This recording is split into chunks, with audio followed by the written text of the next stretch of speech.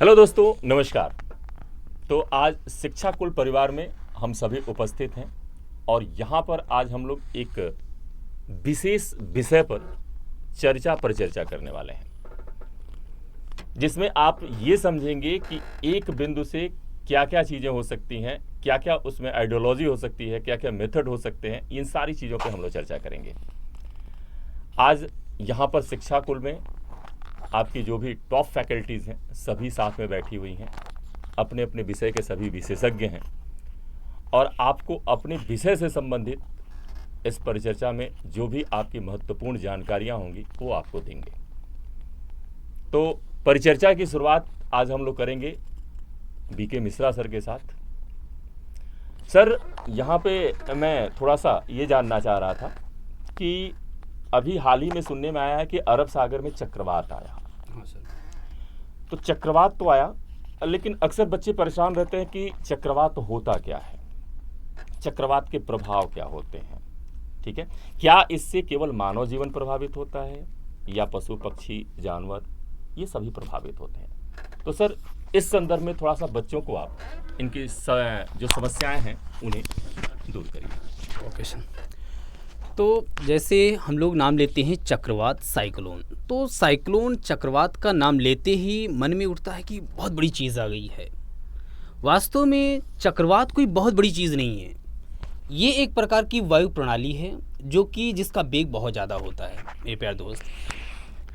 अब चक्रवात के लिए बहुत बड़ी मिथ्या ये है कि ये केवल जलीय भाग में उत्पन्न होता है। बहुत बड़ी मिथ्या है।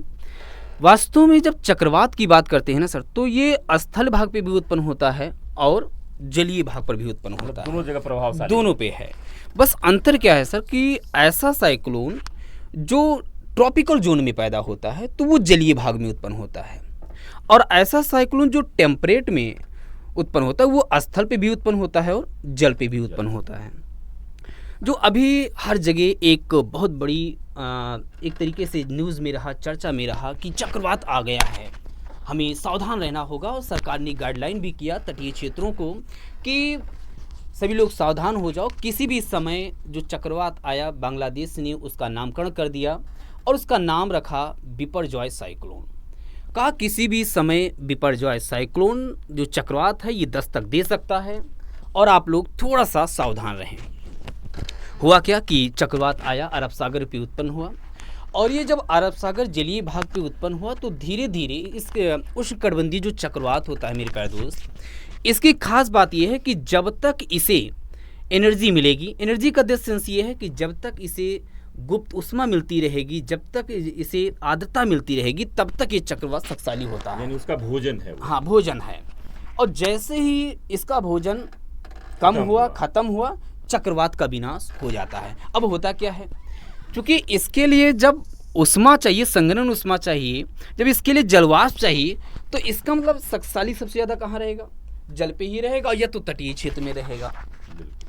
अब हुआ क्या कि जब ये जा करके गुजरात के जो कच्छ क्षेत्र है, कच्छ क्षेत्र में नलिया क्षेत्र है, उस नलिया क्षेत्र में ग्रेट इंडियन बस्टर्ड हैं जो हमारे जीव हैं, जो कि राजस्थान का एक राष्ट्रीय पशु भी है, और एशियाटिक लायन है जो कि पूरे भारत में सर एकमात्र निवास स्थान है, गिर राष्ट्रीय उद्यान। तो यहाँ पर भी ये पाया जाता है। और ऐसी स्थिति में ये प्रभावित हुए, तो मानव जीवन कच्छ के क्षेत्र में था तो प्रभावित हुआ ही। इसके साथ साथ जो कि पूरे भारत में एक ही निवास स्थान गिर राष्ट्रीय उद्यान और इसमें पाए जाने वाला एशियाई शेर, समझ सकते हो कि उसके लिए कितना चिंताजनक बात रही होगी। एक तो इकलौता शेर, इकलौता। अब ये समझ लो उसके पास इकलौता आवास, जैसे ये मान लीजिए आपके पास 4 मकान है तो दूसरे मकान में शिफ्ट हो जाएंगे, और जब बेचारे के पास एक ही मकान, एक ही आवास है तो क्या करेगा वो। तो इसलिए जीव जंतुओं को भी नुकसान हुआ सर, और जनधन की तो हानि हुई। अब समस्या ये हुई कि सर साइक्लोन होता है तो कुछ बच्चों का जवाब रहता है कि सर वर्षा भी हो जाएगी क्या, कि नहीं होगी। बिल्कुल बिल्कुल। तो जैसे देखते हो अपने यहाँ कई मौसम, गर्मी का मौसम होता है, आप लोग गर्मी का एंजॉय करते हो, सर्दी का मौसम होता है, पकौड़ी खाकर एंजॉय करते हो, और इसी प्रकार वर्षा का ऋतु होता है। भारत में मानसून का आगमन हो जाता है जून के फर्स्ट वीक में। हालांकि सर इस जो 2023 का वर्ष है इसमें एल नीनो का काल है, और इस बार एल नीनो काल के कारण भारत में मानसून का जो आगमन हुआ देर से हुआ है। वैसे 1-2 जून को मानसून का आगमन लगभग केरल में आ ही जाता है, कन्याकुमारी से टकरा ही जाता था, लेकिन लेट आया। अब हुआ क्या कि अभी हाल ही में आपने देखा कि बारिश हुई, तो बारिश होने के कारण कई किसान बड़े खुश नज़र आए कि अरे बारिश हो गई भाई, अब हम खुश हैं। लेकिन वहीं पर जब मैंने गांव गए तो देखा कि कुछ किसान दुखी थे। समझ में नहीं आ रहा था कि आखिर में किसान खुश हैं, कुछ लोग आखिर में दुखी हैं, इसका रीज़न क्या है। फिर मैंने फ़ोन किया पांडे सर को कि सर पांडे सर ये बताएं कि आप इस बारिश से किसान खुश क्यों हैं और आखिर में दुखी क्यों हैं। तो पांडे सर जो जवाब मुझे दिया, मैं वही जवाब पांडे सर से मैं अपने बच्चों को सोचता हूँ कि वो हमारे बच्चों को बताएं। पांडे सर मैंने भी फ़ोन किया था, लेकिन पांडे सर ने फ़ोन नहीं उठाया। अच्छा। नहीं सर, ऐसी कोई बात नहीं है, थोड़ा बिजी था, तो धन्यवाद मिश्रा जी। देखिए बेटा, जब भी वर्षा ऋतु का आगमन होता है तो आपको सबसे पहले ये जानना चाहिए, किसानों के लिए वर्षा ऋतु एक प्रकार से ये जैसे सबसे ज़्यादा कहते हैं ना अमृत मिल गया, क्योंकि किसानों का जो है टोटल जो काम होता है सिंचाई खेती जो होती है वो बिना बारिश की संभव नहीं है। खेती करने के लिए 4 आयाम, सबसे पहले बीज चाहिए, बीज के अलावा अगर फिर जो है सिंचाई भी चाहिए, उर्वरक भी चाहिए। तो खेती के जो फैक्टर्स कहे जाते हैं उनमें से देखिए बारिश तो बहुत ज़रूरी है, और अगर बिना बारिश की खेती तो संभव नहीं हो। भारत में बारिश के जो है सिंचाई के अनेक प्रकार के साधन भी अपनाए जाते हैं, जो है नलकूप द्वारा सिंचाई भी होती है, तालाबों के माध्यम से भी सिंचाई होती है, नदियों एवं नहरों के माध्यम से भी सिंचाई होती है, और वर्षा ऋतु पर। और भारत में आधी खेती तो जो है बारिश के पानी पर आधारित होती है।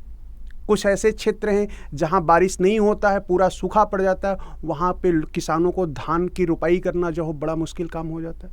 अब खरीफ की फसलों की बुआई की शुरू हो चुकी है, और आपको पता है खरीफ की फसल के लिए बारिश का पानी ही बहुत ज़रूरी है। कितना जो है ट्यूबवेल के पानी से सिंचाई संभव नहीं है। तो वहीं पर अगर बारिश लिमिटेड मात्रा में हो रही है, जितनी आवश्यकता है हमें, अगर उतनी हम समय समय पे मिलती जा रही है, तो हमारे लिए वो क्या होता है, एक अमृत की तरह काम करता है। लेकिन अगर वही बारिश आवश्यकता से अगर अधिक हो गई तो सोचो उसका नुकसान कितना होगा। सर ये बताएं कि खरीफ में कौन कौन फसल आती है। सर मैं समझ नहीं पाया, थोड़ा सा बच्चों हमें सर भी बताएं और बच्चों को भी बताएं। बिल्कुल बिल्कुल। खरीफ में देखिए जो वर्षा ऋतु की फसलें हैं, अब बारिश में कौन कौन सी फसलें बो सकते हैं, जैसे धान की खेती हो गई, मक्के की खेती हो गई, फिर इसके अलावा जो है आपकी देखिए मसूर की खेती हो गई। तो इन सब को जो है यानी खरीफ की फसलों में शामिल किया जाता है। और हम टॉपिक पर अपने आ रहे हैं, अगर बारिश अधिक हो गई तो उसका देखो नुकसान क्या होगा। सबसे पहली बात क्या होगी, किसानों की फसलें जो हैं वो बर्बाद होना शुरू हो जाएंगी। अब सोचो कि अगर जो हमारी मौसमी सब्जियां हैं, सब्जियां खराब होना शुरू हो जाएंगी, और जब सब्जी खराब होगी तो लोग खाने की तो आवश्यकता सबको है सब्जी की। तो जब आपके पास जो है स्टॉक ही नहीं रहेगा, प्रोडक्शन ही कम हो गया, जिसकी वजह से सप्लाई कम हो जाएगी, और सप्लाई कम होगी लेकिन डिमांड ज़्यादा है, तो कीमत बढ़ेगी। और जब कीमत बढ़ेगी तो एक प्रकार से इन्फ्लेशन की कंडीशन देखोगे, मुद्रास्फीति जिसे महंगाई कहते हो। तो अधिक बारिश होगी, सामानों को क्या कर देगा, स्टॉक मार्केट में नहीं जा पाएगा, और जिसकी वजह से डिमांड ज़्यादा होने की वजह से इन्फ्लेशन की कंडीशन देख लोगे। वहीं दूसरी तरफ आपका यातायात भी प्रभावित हो सकता है, धन जन की हानि भी हो सकती है। यानी इसके फायदे, बारिश एक लिमिटेड यानी एक सीमित मात्रा में अमृत के समान है, और जब ये कोई भी चीज़ अपनी सीमित मात्रा से अगर क्रॉस करती है तो वो हमारे लिए क्या हो जाता है, अभिशाप भी बन सकता है। ठीक है। और इसी बीच में हाँ जी सर। तो सर जैसे मान लीजिए एल नीनो का काल है ये, ऐसा हमारी आईएमडी कहते हैं, तो तब तो सूखा पड़ने की संभावना है। तो कुछ किसान, हमें लग रहा है ऐसा तो नहीं कि न्यूज़ देखे हों आईएमडी का और फिर उसके बाद इसीलिए दुखी हूँ, ऐसा तो कुछ नहीं है सर।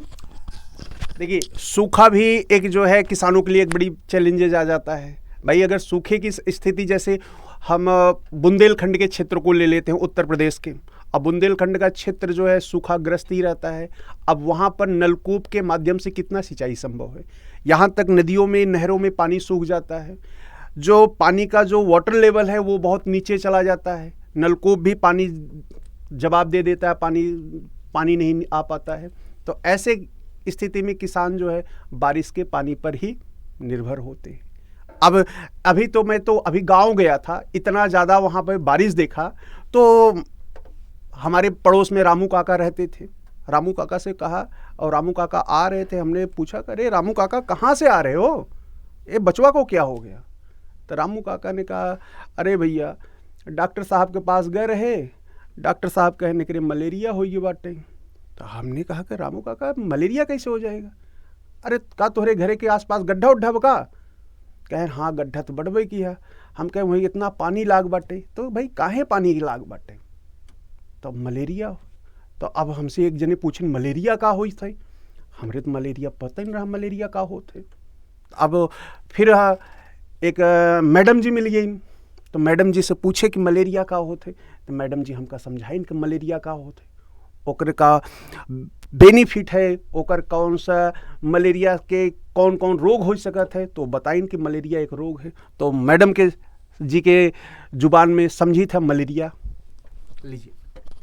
Thank you sir. देखिए सर, मलेरिया जाने से पहले हमें ये पता होना चाहिए कि मलेरिया किससे होता है। मलेरिया मच्छर से होता है, ठीक है। अब मलेरिया मच्छर से होता है तो सब लोग कहेंगे तो मच्छर तो वैसे भी होते हैं, बारिश के टाइम में ही क्यों मलेरिया आता है? क्योंकि बारिश के टाइम में क्या होता है कि जो पानी है गड्ढे भर जाते हैं, या फिर ऐसी पानी इकट्ठा हो जाता है जिससे वो दिनों दिनों तक इकट्ठा रहता है।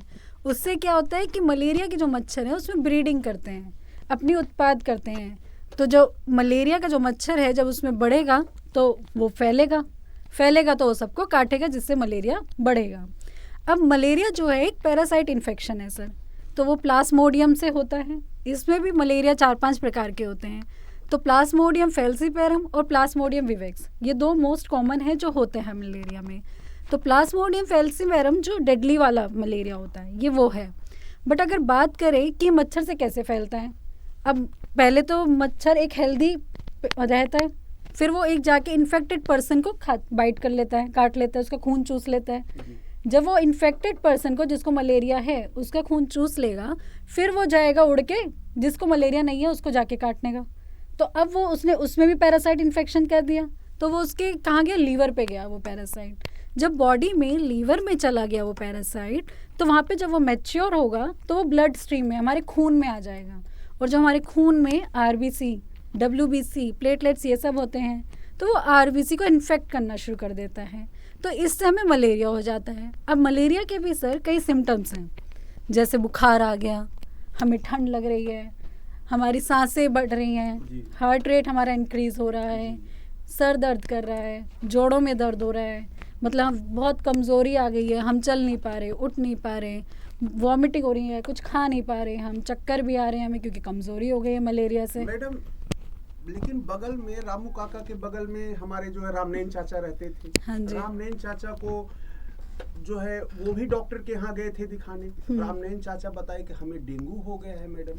डेंगू तो रामू काका के लड़किया के मलेरिया और रामनैन चाचा के डेंगू, ये सब बारिश में ज़्यादा इसलिए होते हैं क्योंकि पानी इकट्ठा रहता है। वहीं डेंगू का भी मच्छर है, वो भी ब्रीड कर रहा है। अच्छा, और मलेरिया के अलग-अलग होते हाँ हैं जी, मलेरिया का जो मच्छर होता है फीमेल मॉस्किटो होती है सर, जी। एनोफिलस मॉस्किटो उसका नाम होता है। ये सिर्फ फीमेल के काटने से होता है, मेल मच्छर काटेगा आपको कुछ नहीं होगा। अब ये कैसे पता लगा कि कौन मेल और कौन फीमेल है ये एक बहुत बड़ा क्वेश्चन रहता है। तो हम पहले पूछ सकते, मच्छर रुक जा, पहले तो बता मेल है कि फीमेल है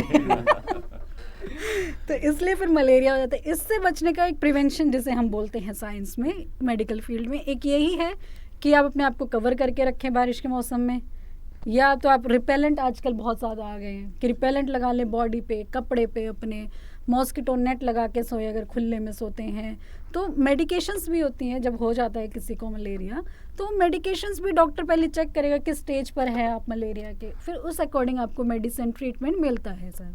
तो ऐसे सर मलेरिया ज़्यादातर बारिश के टाइम में ये सब चीज़ें इसलिए आ जाती है बीमारियाँ, क्योंकि पानी इकट्ठा होने का एक बहुत बड़ा कारण है। तो अगर हम इस चीज़ को भी प्रिवेंट कर ले कि अपने आसपास पानी इकट्ठा ना होने दें, तो उससे भी बचने का एक बहुत बड़ा कारण है। हाँ, तो ऐसे सरकार भी बहुत सारी योजनाएं निकालती रहती है बीमारियों से रिलेटेड। ऐसे पार्लियामेंट सेशन में सर इससे रिलेटेड भी है क्या कुछ? जी, जैसे मैम जो पार्लियामेंट सेशन होते हैं जैसे सरकार क्या करती है कि कानूनों का निर्माण करती है। सरकार का काम है कानून बनाना, ठीक है। अब वो जनहित में भी हो सकता है कि जनता के हित के लिए कानून आए। तो सेशन की, जैसा कि सर ने, जैसे अभी मानसून पे हम लोग चर्चा भी कर रहे थे, तो एक मानसून सेशन भी होता है। हालांकि सेशन के संदर्भ में अगर हम लोग बात करते हैं तो पार्लियामेंट में जो संवैधानिक प्रावधान है उसके अनुसार केवल 2 ही सेशन का उल्लेख किया गया है संविधान में। जैसे उसमें भी देखा जाए तो सर स्पष्ट रूप से ये नहीं कहा गया है कि वो 2 सेशन होंगे, क्या होंगे, बस ये कहा गया है कि संविधान में कि जो संविधान का आपका पार्लियामेंट का जो फर्स्ट सेशन होगा उस फर्स्ट सेशन की लास्ट डेट और सेकंड सेशन की फर्स्ट डेट, इन दोनों के बीच में कहीं से भी 6 महीने से ज़्यादा का अंतर नहीं होना चाहिए। यानी कि 1 वर्ष में पार्लियामेंट का 2 सेशन होना चाहिए मिनिमम, ठीक है। लेकिन अगर सरकार चाहे, राष्ट्रपति चाहे तो क्या कर सकती है, यहाँ पर 2 से ज़्यादा सेशन कर सकते हैं मिनिमम, लेकिन कम से कम 2 सेशन करना ही पड़ेगा, ठीक है। तो यहाँ पर सेशन में आता है। अब सेशन में क्या किया जाता है, जैसे मान लीजिए विशेष मुद्दे हो गए, जैसे मान लीजिए मैम ने कहा कि अगर कोई ऐसा मुद्दा है जो सभी लोग प्रभावित हो रहे हैं, अब उससे रिलेटेड कानून बनाना है, तो क्या किया जाएगा, स्पेशल सेशन बुला लिया जाता है और स्पेशल सेशन बुलाकर वहाँ पे कानून पारित करा लिया जाता है।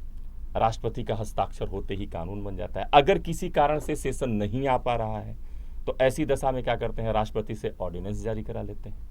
राष्ट्रपति अध्यादेश द्वारा कानून का निर्माण कर देता है और जैसे ही पार्लियामेंट्री सेशन आता है तो उसे पास कर देता है, वो कानून प्रॉपर वे में काम करने लगता है।